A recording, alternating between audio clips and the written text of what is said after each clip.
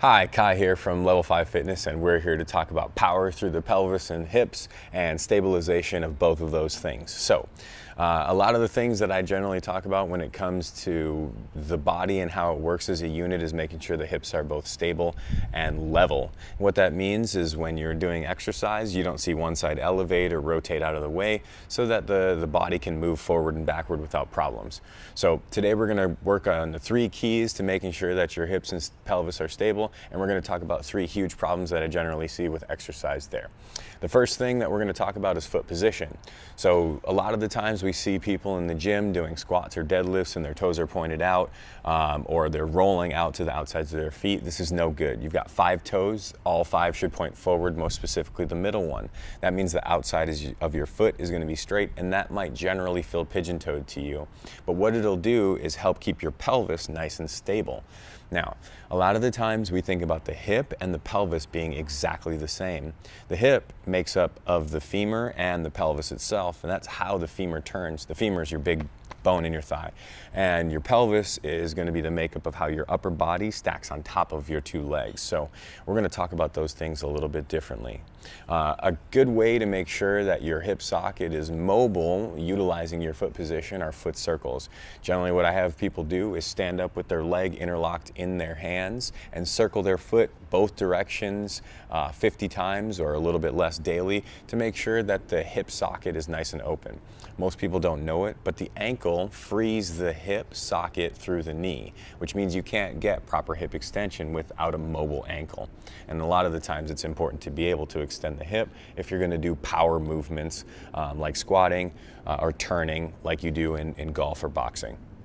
The second key, make sure that you're level and pay attention to it. So when you're going down, you shouldn't feel weight distribution change on one side versus the other. If you do, you probably want to set your body up for that exercise a little bit better.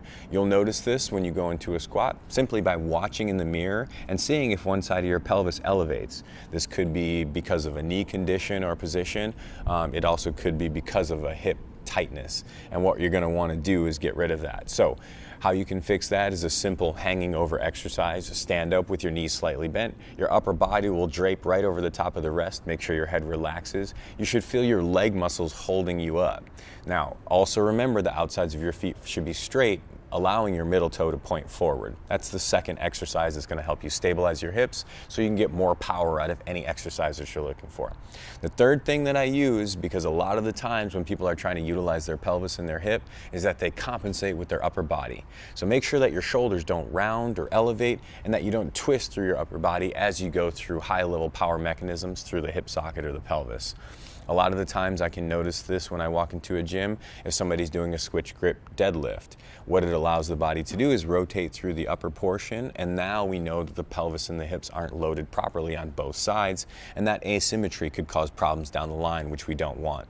We see this in lunges as well. One knee dives in and a hip elevates as the upper body rotates away from the true ability for both legs, one in hip extension and one flexion, to bear load with the upper body being on top as you bend. So make sure you pay attention to those things when you're in the gym. And how I generally fix that upper body rotational mechanism is just a standing hip-driven arm circle.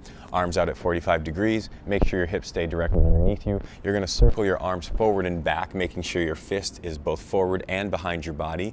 You'll feel your hip catching your upper body as you sway back and forth. Make sure your stomach stays relaxed, and you'll do this between 50 and 100 times depending on your level of athleticism. These keys will definitely allow you more power out of any movement pattern when you're utilizing your hips and pelvis, so give it a try. And if you have any questions, reach out to us at level5fitness.com. And remember, your body's amazing. Like what you heard? Want to get more videos to give you information on how to get more out of your body?